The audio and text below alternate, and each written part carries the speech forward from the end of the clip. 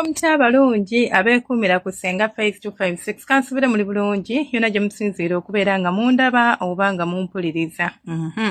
Kaakati olunaku olwaleero baswiti njagala kwogera ku kye tuyita obudde mu relationship. Obudde mu relationship ntegeeza obudde oba okukoleramu ebintu ebituufu. Buli kintu mu relationship kirina obudde bwakyo obutuufu bwe tuba tulina okukiwa.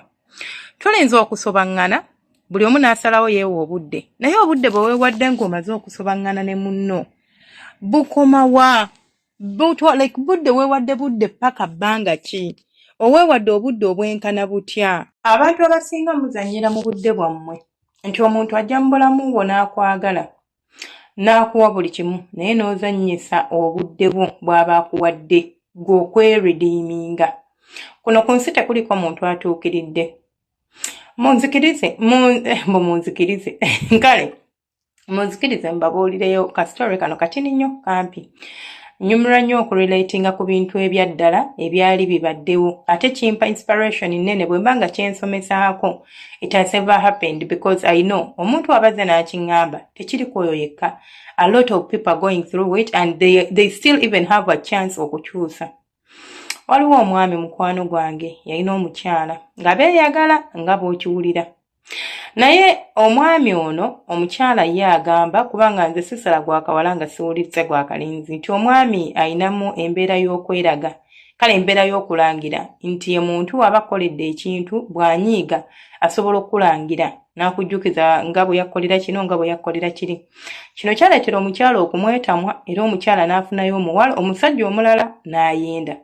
Omuvubuka ono n'akimanya. Omukazi n'agiretanga ensonga n'agamba kituufu nakoze ensobi era nsaba kunsonyiwa sijja kuddayo wabula ekyandeetedde ekyo gwe abadde akola bwoti ne bwoti. Olw'okuba omusajja yali ayagala mukazi we n'amusonyiwa. Bw'amusonyiwa ne baddiŋŋana. Bwe bamala okuddiŋŋana omuvubuka n'addamu n'ayomba naye. Bwe yayomba naye omukazi n'addamu neera n'ayenda. Omanyi omulundi gumu erinza obba ensobi bwe guddamu ogwokubiri awo oba otandise okukafuula akagenderere. Omuvubuka n'abitegeera naye omuvubuka ng'ayagala omuwala nga n'omuwala akimanyi nti oyo omusajja njagala tasobola kunkyawa akola buli kimu kye njagala naye ekizibu ky'alina alangira. Kati n'akizuula nti era bw'akizuula omuwala era n'addamu ne yeetonda n'apromisinga guno gwe gusembyeyo era mbitadde walalalala n'addamu n'amusonyiwa. Musajja y'omu gwayenzeeko si mwanjawulo which means asigadde nta kino omusajja yadde awooza nti mulese. N'addamu omulundi ogwokusatu era baddamu ne bafuna obutakkaanya. Oluno ono agamba teyamulangira omuwala agamba yamuboggolera n'akola ki n'amublookinga buli wamu kubanga omusajja amuboggoledde era bw'amublookinga omusajja n'atandika okukaaba amaziga agaddala so okukaaba nga yeekaabya byakwekaabya.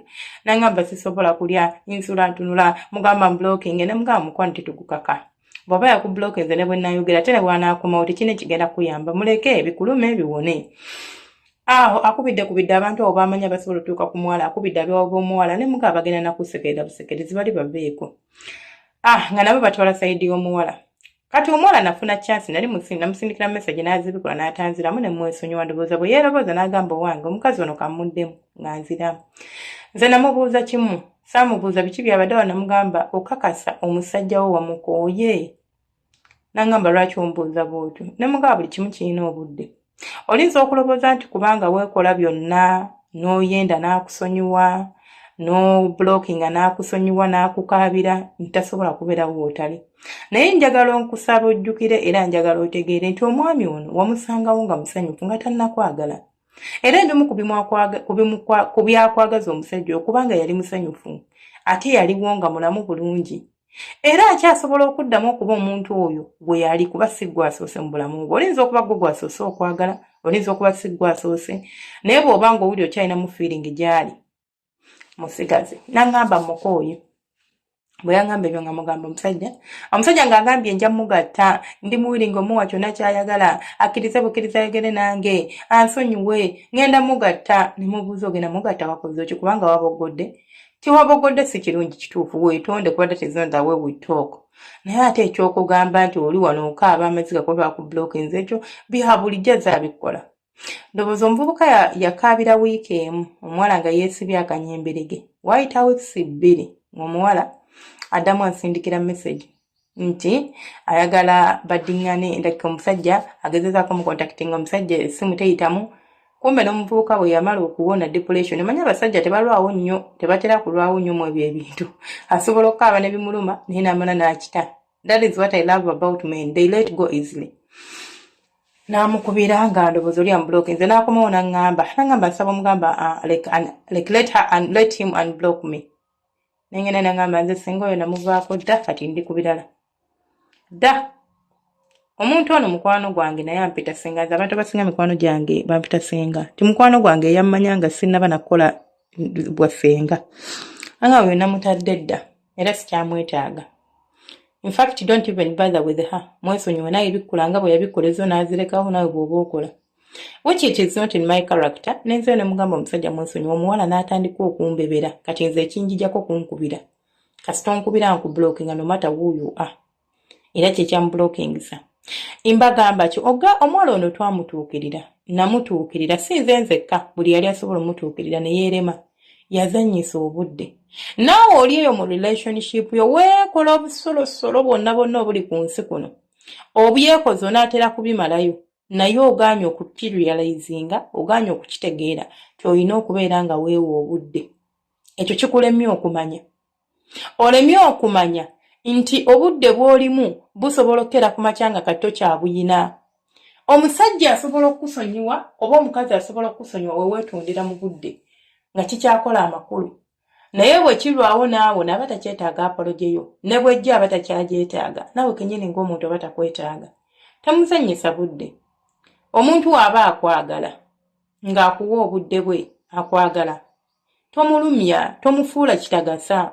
Tolowooza nti ali kwagala lubeerera, mujjeewo eyo mentality, mugijjeemu gyejjeemu, teri mukwano gutaggwawo, teri mukwano gutakyuka. Olaba n'omukwano gwa maama eri abaana be gye bakoma okukula gugenda gukyuka, gugenda gwesalako.